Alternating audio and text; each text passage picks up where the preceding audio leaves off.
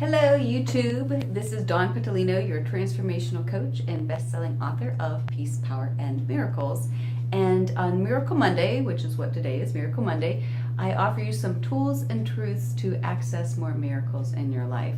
And today's truth is the wisdom of the heart, which is basically, I want to talk a little bit about between the difference between magic and miracles.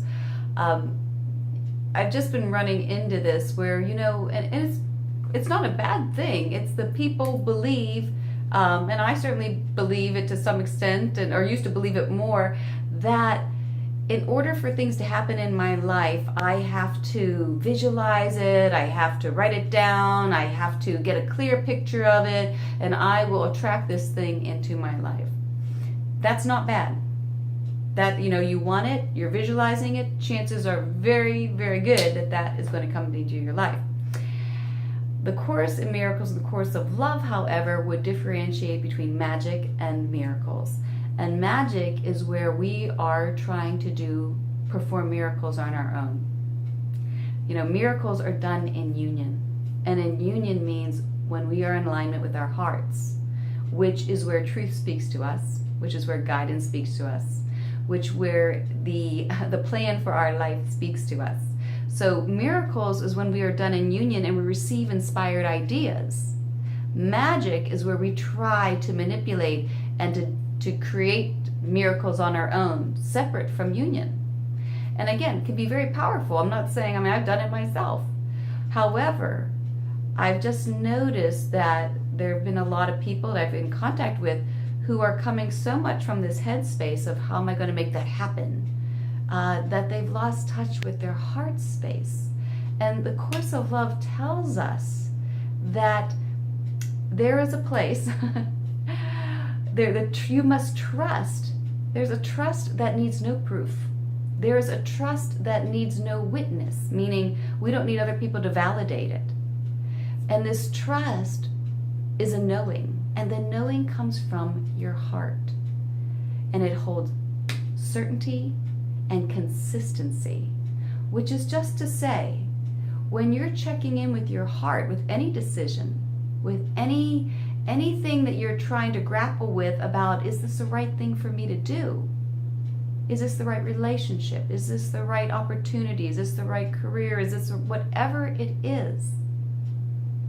You check in with your heart and get in a state of union first, because then you are receiving direct information. You don't have to plan it, strategize it, and come up from your head. You come from your heart, and then you trust whatever you receive. Sometimes it's just a feeling about a thing. Sometimes it's an actual action, and you act on it. But you must return to that again and again. Whenever doubt penetrates your brain, you must go back to, what did my heart tell me? The Course of Love says you have to just stop believing and start living the truth. Living the truth is saying, I can trust my heart to lead me.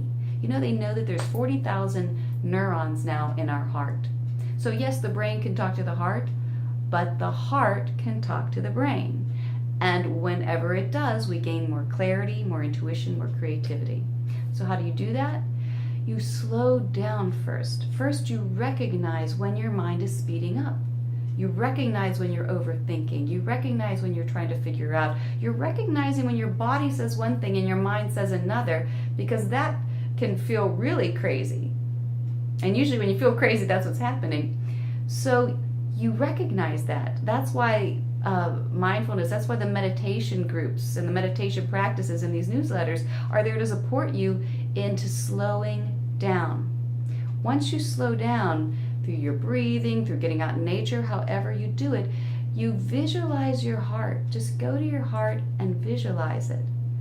And then you are waiting. You can ask the question, how do you feel about this? How would you have me see this? And go to the heart and wait for a feeling tone. The mind speaks in words first, and then we get the feeling. The heart speaks in a feeling tone, and then you may get words. You may not, but you may just get the feeling, but it starts with the feeling. And then you trust what you hear. You begin to live by the truth. Remember, the heart is the space of knowing. And we don't even have to know why it's the right answer, because the mind will argue and say, well, that doesn't make sense. Or, well, yeah, but maybe I should be doing this. If you're really going to walk the talk, if you really want to have miracles in your life, then you and I and everyone else must slow down enough to tune into the heart space, to ask it to lead, ask it, what do you think? And then trust whatever you feel. I've had this experience just recently several times coming up, which told me why this video needed to be done, where there was a person that I really wanted to connect with. Somebody else told me, don't do it, but it wasn't the same. My body wasn't giving me that signal. My heart was not giving me the signal of warning. So I went back, I meditated, I sat and prayed, I asked my heart, and my heart just smiled at this opportunity to connect with this person. And I'm so glad I listened to my heart.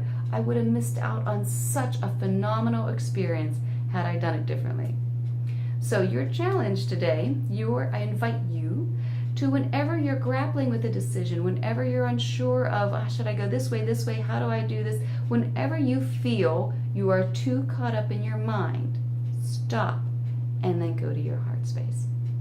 And if you have some trouble with that, I have another video about suspending judgment. You can check out that. Check out the other videos on the YouTube channel, and join our face group, Peace, Power, Miracles, and let us know what kind of miracles come into your life. All right, that's your Miracle Monday tip and tool, and I look forward to seeing you next Monday. Bye for now.